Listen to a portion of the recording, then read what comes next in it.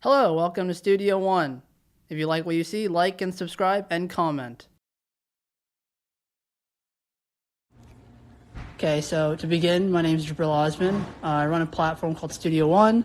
I used to run it with my friend Mike, but he departed the platform, wants to be a comedian.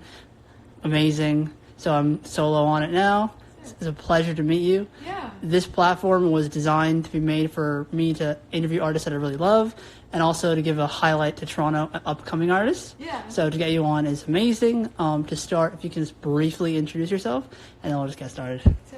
So my name is Addison Grace, and I sort of started making music when I was a kid, just to keep me busy. You know, I grew up with like a single mom and like didn't know where to put me in or how to keep me busy, and so she kind of threw me in singing lessons, and then it stuck, and I stole my brother's ukulele, started making music, and somehow, some way I ended up here, and now I do it professionally, and it's just been a wild ride. This is my second headliner that I'm on, and I just barely released my debut album, Diving Lessons. So it's been really fun, but it's kind of insane to think about that this is my job. Awesome. Okay. To start, I know you were born in California, but you grew up in Utah. Yes. Fun fact, I have an uncle and aunt that live in Utah. Oh, cool. I haven't visited since maybe 08, 09, so all I can really say is vacationing was fun for me, but what was it like growing up there? And musically in Utah, were there any influences being born there specifically? I think there's not a lot of music that specifically comes from Utah. I think that was one of the things that kind of like hindered me for a while, was no one around me did music, nobody around me had studios, nobody was really doing like garage shows or like local bands or anything. And I had tried to do that for a while, but I think the way that it influenced me is that it forced me to work harder than I think other people have to. Yeah. Because I just didn't have anywhere to go. And so everything that I can do on my level is completely self-taught. And it's only been within like the last year or two where I've gotten advice from like other artists and other collaborators on kind of how to do this and how to go about it. But like my songwriting, my singing, like pretty much all of it was just like being forced to learn in my room at home because I didn't have any other way to do it. And I think because of that, it makes everything that I do a little more intimate than what other people might make, Yeah, and I think that's really interesting, too, because I know you're born in 01, I'm 1995. The internet's been such a massive part of our lives. Making music online and getting this traction online, what has it been for you to see that translate into the real world? And when it comes to that and performing, being in a crowd and being in front of people that you're meeting for the first time, what does it feel like to go from, on the internet to being in real life? Oh, it's crazy. I think, everybody sort of makes that joke like, oh, stay humble, stay humble. But I think that's been like beat into me so heavily growing up, like even as a joke, that when I get on stage, I'm almost just like, oh, like, who are you guys cheering for? What's happening? What's so exciting right now? And I've almost had to like train or teach myself that I am an artist and that my artistry is really exciting to people, and that it gives them voice, like it gives them a voice to something that they can't find a voice for. And so it's been really interesting to sort of navigate that, because in my head I'm like, oh, like I'm just Addison, but to other people like that means a lot more than I understand. So in my head everybody's just like a friend to me, and it all kind of just feels like we're putting on like this big play production that I just somehow landed the lead of, and I'm like almost like I'm like waiting for like the show to end, but it keeps going, and it's just like so rewarding that things keep going up and up, and people keep coming, and more people keep listening, and I don't really see any end in sight, even if I keep expecting one. Yeah. Now, when it comes to building a career online and posting videos and things like that, I know you famously did a cover, and then that's when you got your like really big push. But at what time do you think you felt like music was a path beyond it being a hobby and it being a job? Was it like friends of yours or family were like, oh, I think this is something, or was there like, or was it that moment, do you think? I think there was one moment where I had released like my first few sets of singles, And I got a call from my manager one day, and he was like, hey, I have really good news. And I was on like my work break at my retail job that I had been working for 3 years. I was going to be a manager there. Like, that was my goal. Because I didn't really see music working out for me. But he calls me one day. He was like, hey, can you go quit right now? And I was like, what do you mean? And he was like, yeah, like, we just worked out the numbers, and you're going to be able to support yourself with this. Awesome. And you're going to be just fine. And I was just like, I don't believe you, like, that can't be true. And what ended up happening was I hung up the phone and I walked into, like, my retail manager's office. I was like, I'm putting in my 2 weeks. Yeah. And even she was just like, really? Are you sure? Is that, like, a good idea? And I was like, no, like, it's an okay idea. It's going to be okay. And then, like, right after that, it was like I immediately start to do, like, shows, you know. I opened for Cavetown. I opened for Chloe, for Tessa Violet, like, just all these different people within the same scene as me. And it was just thrilling to be like, oh, like, this is my actual income, this is my actual job, this is my career, this isn't like something I'm just casually doing anymore. And I think that phone call was kind of like what switched it for me, from going from that phone call to like my first live show, you know. And going back on that too, it must have been hard. I kind of read a bit of it in an interview where, you know, all your friends are going to college, getting apartments and doing all those things. Up until that phone call and that moment, what was the day-to-day like in terms of making sure you have that motivation to keep going and that inspiration to make the music you were making? Like, what were those days like? It was basically, I would wake up, and if I had work that day, I would get ready, go do my job. I'd come home and just immediately record any video that I could. Or if I was working later in the day, I would record before I went to work and post it there. And it would turn into, like, I filmed a lot of videos in my car, and took a lot of pictures in there because I was doing that on, like, my lunch breaks and, like, my 15-minute breaks and all of that. Like, everything was in the same parking lot every single day because I didn't really have another option. I was working full-time, you know? And anytime I had a day off, it was, okay, so this day's going to be for, like, a YouTube video. This day's going to be for this. And it kind of just became like working 2 full-time jobs, but one actually had passion behind it, you know? Yeah. And so that's kind of what my day-to-day was. I was going to, like, go to college for psychology, and then ended up not going to college because I had, like, my manager find me and be like, please don't go to college, like, please pursue this. And so it was a lot of just, like, having people around me supporting me and telling me that it was something that I could do and it wasn't just an idea anymore. And I think if I didn't have the management I have and the artist friends I have around me and just everyone in my team and, like, even just my audience, like, supporting me, that I wouldn't have been able to work that hard for that long. Yeah, I asked that because, you know, a lot of artists that I've interviewed and talked to, especially when I asked them about touring and how hard it is, a lot of the grind and all those things, us fans or people in the industry don't really see or empathize with, but I know it must have been a mountain climb to finally get to where you were going. Yeah, absolutely. Yeah. Like, it almost feels easier in a way. Like, even with this tour, it's definitely hard, and it definitely has its moments. You know, you're, like, in the van for 14 hours, you're in a new place every single night. Like, it gets chaotic. Yeah. But at the same time, it's like I worked so hard for this, and it's everything that I want. And so it's like, even if I get exhausted and even if it's hard, it's almost like it's worth it in the end, you know? Yeah. And I know coming into it, music being a hobby for you, then it finally being a career for you, you must still be that fan first. So talk to me through, like, the milestones of working on your first EP. It's released, you know, the song titles are your name. Like, tell me how special it was making those EPs, and how did that confidence build into the debut album? I think it sort of started as, like, when I was first making the EPs, I just didn't know what I wanted to make yet, because they were like, oh, what's your sound? What do you want to sound like? And I was like, I didn't know I was ever allowed to have one of those. I didn't know I could have a sound. And so it was a lot of just, like, getting back into writing, because I had sort of paused for, like, 6 months, because I was going to quit music and I wasn't going to continue it. I was going to go to college. And so I had to get back into writing, and I had to teach myself guitar again and, like, rebuild all these foundations I had given up for a couple of months. And I built those back up and just kind of wrote anything that I was feeling in the moment. not even thinking about like what I wanted it to be. And so like some of the projects would have like just like really like loud, insane drums, crazy, and other ones would be like really soft and whimsical, Yeah. And I think the one consistent thing was my songwriting. And when I got to this album, I feel like I had worked in so many different like subgenres of creation that I was finally like, oh, this is what I want to sound like. So I was happy I figured it out by my album, Yeah.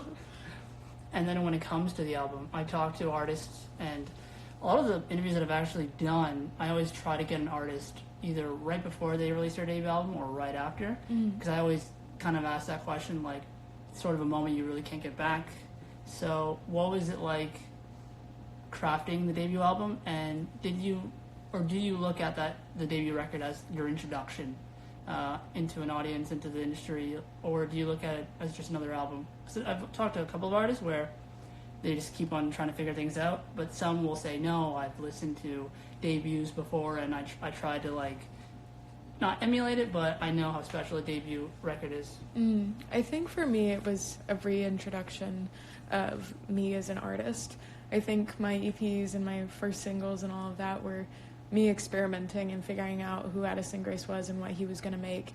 And when I finally got to this album, I was like, this is who I am, this is what I want, this is the sound that I want. I found like the producers I wanted, I found like some of the co-writers I wanted. I did like a lot of solo writing for it because I finally knew what I wanted to talk about. And I think it just like, it was the most like prepared I had ever felt to make something. And at the same time, it was the hardest I had ever worked on something. I feel like I was expecting it to be similar to how hard I work on EPs, and then it was like 10 times the amount. And so I was just like every single day putting in double the hours that I was used to. But it was almost like exciting in a way, where I was like, I there was so much passion behind it. And when it was like finally released, I was like, oh, like it's just out now. Yeah. Like it's out. Like, and so it was almost like whiplash to kind of go from like 100 to like 0 in a way. Not 0, but like not having to be making it anymore. Like it's just made now.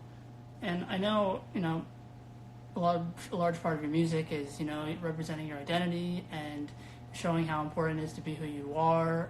I just finished a whole rollout. I released a book about my own mental health and talking about my own anxiety. I feel like in our generation, being vulnerable isn't a bad thing anymore. It's showing your true colors and things like that.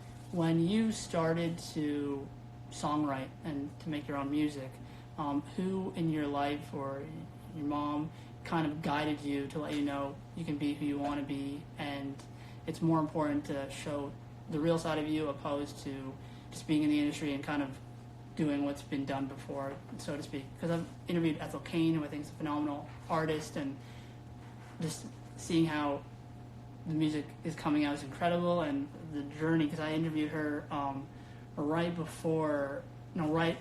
as she released her debut EP, and then a year later. It's unbelievable. Yeah. So for you, seeing peers like that in the industry and identity being so important to you, as an artist, how would you like to represent yourself opposed to it being, kind of pieced together, things like that? I think for me, I definitely like being a lot more vulnerable.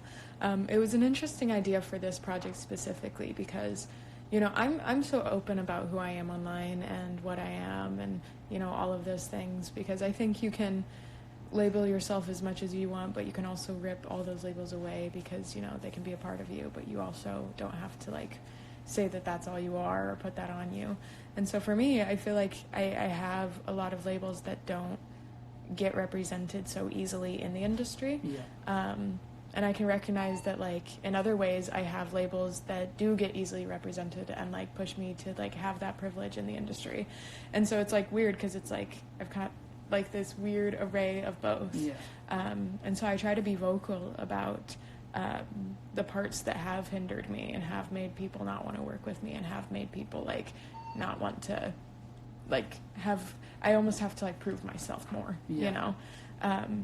but something that I kind of sat with was I want to gain popularity and audience and growth by being exactly who I am. I don't want to have to like pocket a part of myself to gain any sort of success, because then that feels just fake and wrong in a way.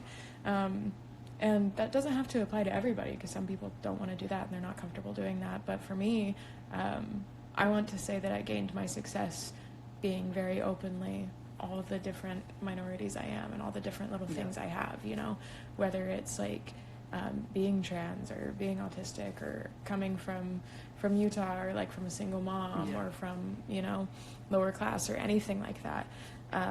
Like I want to be a sort of voice and representation for that, because it's a big part of me and it defines who I am, and without those things I'm not Addison Grace. And so it's just important for me to be able to do that, and I'm lucky to have the management I have and to even like have the people that work with me, you know, like I'm really lucky to have openers like Housewife and Bree and Madeline May.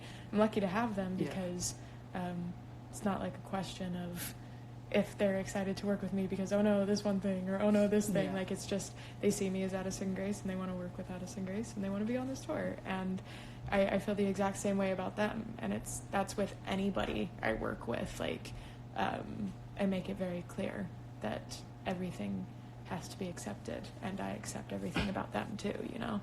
So I never just collaborate with someone to collaborate. It's always very, very intentional. And I think the beautiful thing too is, you know, you grow up listening to artists because you feel that the type of music you're listening to, you know, you relate to it, it connects with you. And then, you know, people like you become artists and make your own music. And then you have fans of yours that are now connecting to you when, you know, especially even with me growing up, when you have like fans of artists that could really connect with you because you feel like maybe somebody in your family or your life doesn't truly understand what you're going through, but the musicians you listen to are connecting with you in another way. So, you know, on the flip side to that, I know there could be the drawbacks or the positives from just trying to be who you are, but what's it been like for the fan engagement, where you're getting messages or you're seeing it in the crowd where they're telling you how much you now mean to them? You know, that must be special. It's very special. I think something I love is that my audience is so unique, and I don't think it's a very typical audience you see at a concert. A lot of them, it's their first show they've ever been to. They haven't felt comfortable to go to shows. They haven't felt like it's a safe enough space for them. And that's regardless of age, you know. I have some people that are like in their 40s coming to my shows knowing all the words. I have some people that are 10 coming to my show knowing all the words. And it's just been interesting, you know, like I have people that it feels safer where it's like they don't love loud noises but they want to come to this concert, or they can't stand that long. Like just different people of different abilities and different mindsets and different upbringings feeling like they have a space at my concert is very exciting to me. And I'm glad that people feel safe enough to interact with me and to be at my shows and know that they will have a voice for them, you know. So it's just been, I feel like it just makes for such an intimate audience, like artist perspective, you know. I almost like jokingly call them my friends, because I feel like anybody that comes to my show, I'd be a friend of if I wasn't who I am, you know. If I wasn't Addison Grace on a stage, like I would also be in the audience. And so it's like singing to younger and older versions of myself. It's really exciting. And now, kind of on a final note, I know you're still really early on in your career, but what's a milestone or something massive that's happened where you're kind of like, wow, this is what I've really wanted to happen? And on the flip side, what's something way in the future that you kind of like have on a mood board or a wall that you're kind of like, oh, that's going to happen one day, but I just got to get there eventually? What's that one thing that you kind of want to achieve, and one thing that you've done already that's shocked you? I think the one thing that shocked me was, you know, coming up and like kind of, I guess, like my origin story was seeing a Cavetown show and saying that I wanted to open for him, then wearing his merch, doing a cover, his management picks me up, becomes my management, you know, just like this whole array of things that sound like some sort of weird fan fiction that happened. a huge milestone was being able to open for him on the same stage that I saw him on. Like, that felt really surreal to me. And it also just felt surreal to be able to create an album. I never thought I'd be able to say that I had an album, you know? Yeah. And so it's been exciting to do that and to be able to headline and to sell out shows and to have people waiting hours in line just to see my show. Like, all of those are such insane milestones to me. I remember, like, one time early in my career, Sugar Rush got, like, number 50 on the viral US 50, and I, like, was crying. I thought it was so weird. And so just different things like that have all been different milestones for me. I think if, like, I almost realized really quickly that I hit a lot of my achievements somehow very fast. Yeah. And I was like, oh no, like, I guess I have to dream bigger. I'm not dreaming big enough.